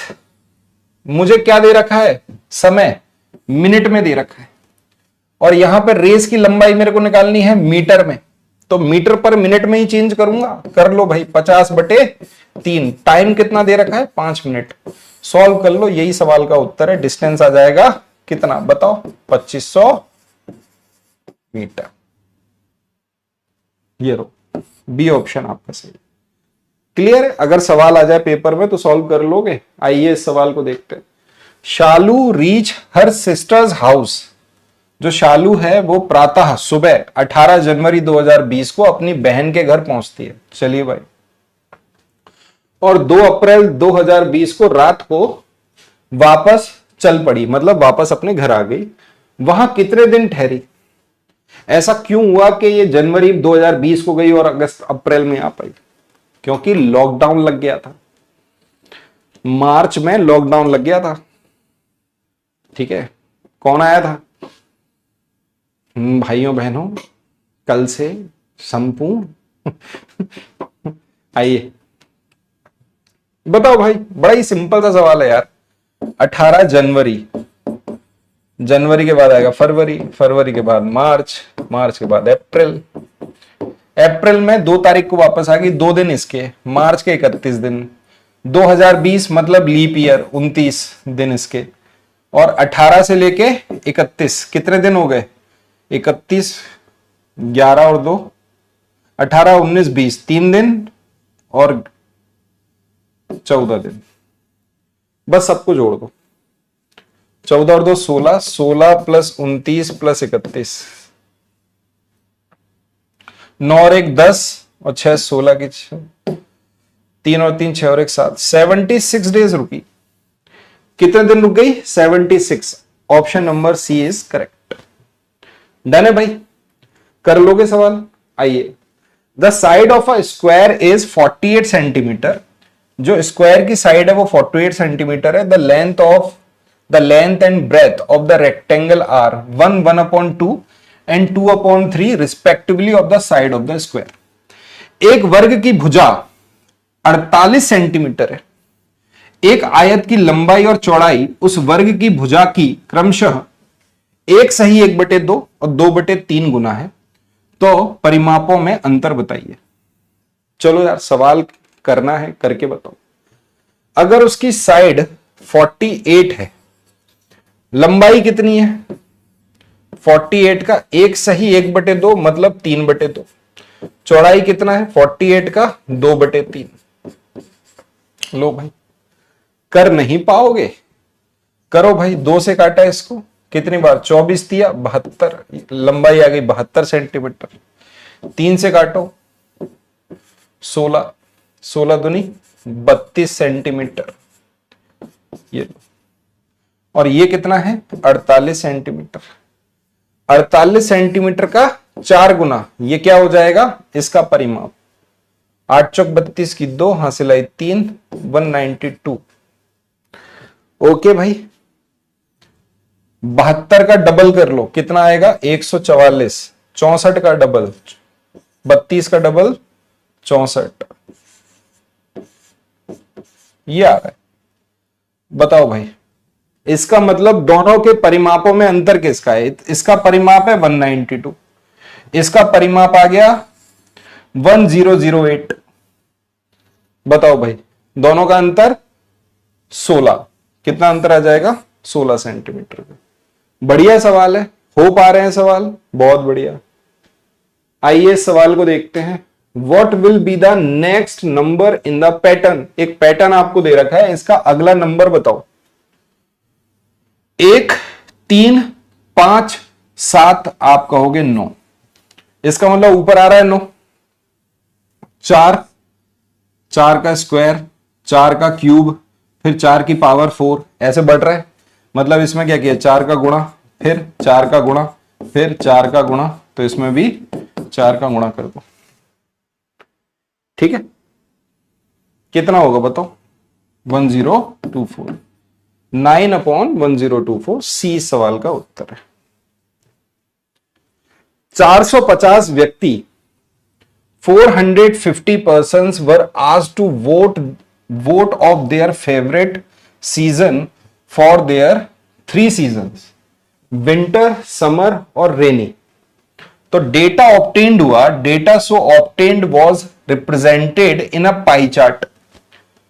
540 व्यक्तियों से शीत, ग्रीष्म और वर्षा ऋतुओं में से उनकी पसंद की ऋतु पूछी गई। प्राप्त आंकड़ों को पाई चार्ट में दर्शाया गया। एक पाई चार्ट होता है, उसमें दर्शाया गया।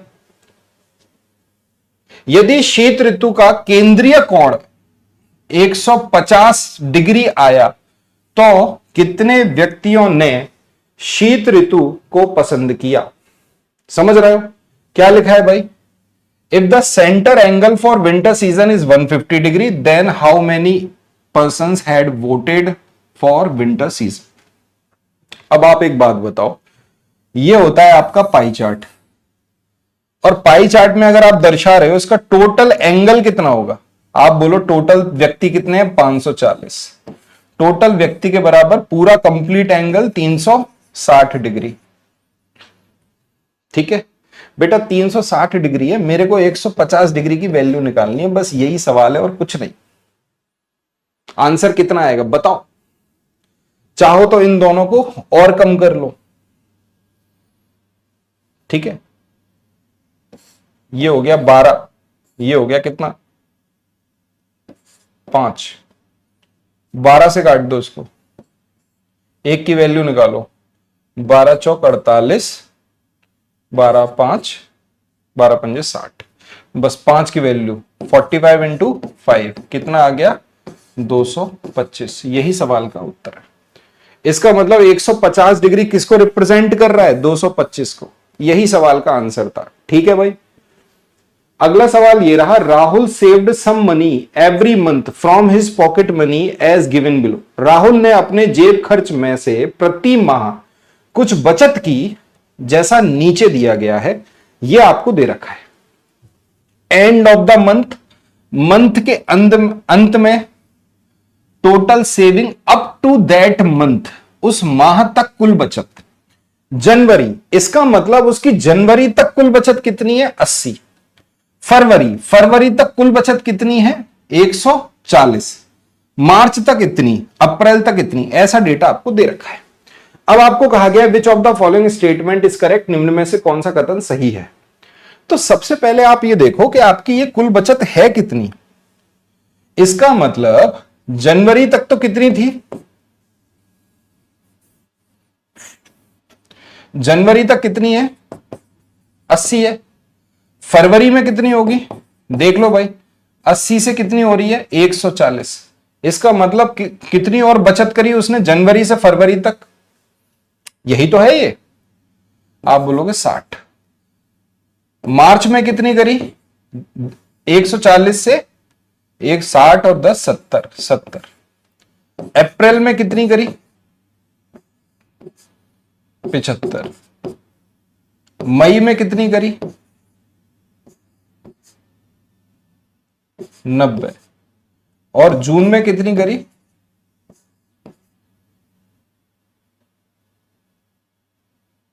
ये कितना हो गया? 25 और 80 105। ये लो, जून में 105 रुपए, मई में 90 रुपए, अप्रैल में 75 रुपए, मार्च में 70 रुपए, फरवरी में 60 रुपए, जनवरी में 80 रुपए। ये जनवरी तक की दे रखी थी आपको। Saving in may is maximum, मतलब मई की जो सेविंग है वो सबसे ज्यादा है। नहीं बेटा, जून की सेविंग सबसे ज्यादा है, तो पहला तो गलत है। Sum of the saving in January and February is equal to the sum of the saving in March and May. मार्च और मई की सेविंग का सब, मई में 90 रुपए, मार्च में 70 रुपए, 160, जो कि जनवरी और फरवरी की सेविंग के बराबर है। 80 और 60 140 नहीं है बराबर। Least saving is in the month of February, सबसे कम बचत फरवरी माह में हुई है। देखो भाई, सबसे कम फरवरी में हुई है। Option number C is correct. कौन सा सही है? सी सही है। इस सवाल को अगर आपने इस तरीके से नहीं किया ना, तो मैं बता रहा हूं आप पता नहीं क्या ठोक के आ जाओगे, सवाल समझ में नहीं आएगा, तुक्का मारा होगे। अगला सवाल ये रहा आपके सामने, करके बताइए। 15 और 30 तक 5 के गुणज का योगफल प्लस 24 और 40 का एचसीएफ माइनस सबसे छोटी अभाज्य संख्या। 15 से लेके 30 तक 5 के गुणज, मतलब 15, 20, 25 और 30, इनको आप जोड़ लीजिए, इनका योगफल प्लस 24 और 40 का एचसीएफ। 8 या 24, 8 पंजे 40, एचसीएफ कितना आ गया? 8। सबसे छोटी अभाज्य संख्या -2। क्या होगा सवाल का उत्तर? बताओ भाई। 25 और 15 40, 30 और 20 50, टोटल हो गया 90। 90 प्लस 6, आंसर आ गया 96। सी ऑप्शन आपका सही है। इस सवाल को देखिए, what must be added to, इसके अंदर ऐसा क्या जोड़ दिया जाए टू ऑब्टेन द नंबर 7। 6, 0.6, 0.06, 0.006, इन सबको आपने जोड़ दिया, कितना आ गया? 6.666। इसमें ऐसा क्या जोड़ा जाए जिससे आपको क्या मिल जाए? मुझे नहीं पता क्या जोड़ा जाए जिससे आपको 7 मिल जाए। इसका मतलब 7 में से इसे माइनस कर लो। 7.000 6.666 कर लो भाई माइनस, क्या होगा? 10 में से 6 गए, 4 बचे। 9 में से 6 गए, 3 बचे। 9 में से 6 गए, 3 बचे। 0.334, क्या बचेगा? 0.334। इसका मतलब अगर हम 0.334 ऐड कर लेंगे तो 7 हो जाएगा। बी ऑप्शन आपका सही है। आगे बढ़े, अगला सवाल ये रहा। अगला सवाल, the sum of the 5 consecutive even number is 60। 5 क्रमागत सम संख्याओं का योगफल 60 है। यदि अगली 2 सम संख्याओं को भी उसमें जोड़ दें, what will be the sum if the next 2 even number are also added to it. यदि अगली 2 सम संख्याओं को इसमें जोड़ दें तो योगफल क्या होगा? बेटा अगर आपने मीन पढ़ रखा है तो आप इस सवाल को तुरंत करोगे। Mean average is equal to sum upon numbers, कितने नंबर ऑफ ऑब्जर्वेशन। इसका मतलब है कितने? 5 कॉन्जिक्यूटिव, 1 2 3 4 5, इनका सम कितना है? 60। 60 को 5 से भाग कर दिया, क्योंकि ये कॉन्जिक्यूटिव डेटा है, इसका मीडियन ही इसका मीन होगा, तो 12। इसका मतलब मिडिल नंबर मेरा 12 है। अगर ये 12 है तो ये 14 है, ये 16 है, अगला 18 है, उसके बाद 20 है। इसका मतलब 38 और ऐड करना है। इसका सम कितना था? 60। 60 में 38 ऐड कर दिया, आंसर आ गया 98। सेकंडों में सवाल सॉल्व होगा। अगर आपको मीन समझ में आ रहा है तो आप इस सवाल को तुरंत उड़ा दोगे। कॉन्जिक्यूटिव, अगर कोई भी कॉन्जिक्यूटिव डेटा दे रखा है, वहां पर मीन और मीडियन आपस में बराबर होते हैं। मीडियन का मतलब होता है मिडिल नंबर, और मीन का मतलब होता है sum of observation upon number of terms. ठीक है, आइए भाई इस सवाल को देखते हैं। यह सवाल आपके 2019 में जुलाई में, 2019 दिसंबर में, 2000 पूछा गया है लगातार। इस सवाल को देख लो, यह सीधे ऑप्शन से सॉल्व होगा। क्या कह रहा है सवाल? स्केल, पेंसिल और eraser are available in packet of 6, 10 और 12। स्केल, पेंसिल, रबड़ 6, 10, 12 के पैकेट पे उपलब्ध है। यदि कोई दुकानदार तीनों वस्तुओं को समान संख्या में खरीदना चाहता है तो उसे स्केल, पेंसिल और रबड़ में क्रमशः कम से कम कितने पैकेट खरीदने होंगे? अगर समान संख्याएं करनी है, स्केल है 6, यह है 10, यह है 12, ऑप्शन देख लो भाई। अगर इसके 10 पैकेट ले लिए तो ये हो गई 60, इसके 6 ले लिए तो ये हो गई 60, इसके 5 ले लिए तो ये हो गई 60। Option number C is correct है भाई। बढ़िया, बहुत बढ़िया। चलिए इस सवाल को करेंगे आप, होमवर्क सवाल है ये आपका आखिरी।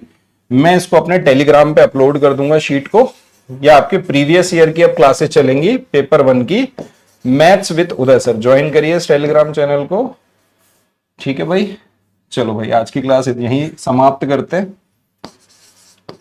आई होप आपको पसंद आई होगी क्लास, आई होप आपकी तैयारी और दुरुस्त होगी। पसंद आए तो लाइक करिए, शेयर करिए, है ना। बहुत बहुत शुक्रिया, बहुत बहुत धन्यवाद आप सभी का इतना ध्यान से पढ़ने के लिए। कल भी अपन करेंगे, है ना, कोशिश करूंगा कि कल भी तुम्हारी क्लास लूं, अगले 50 सवालों की ऐसे ही अपन खत्म कर लेंगे 2022-23, 21-22 के सवालों को, ठीक है। बहुत बहुत शुक्रिया, बहुत बहुत धन्यवाद। गुड नाइट सभी को, है ना। Thank you, bye.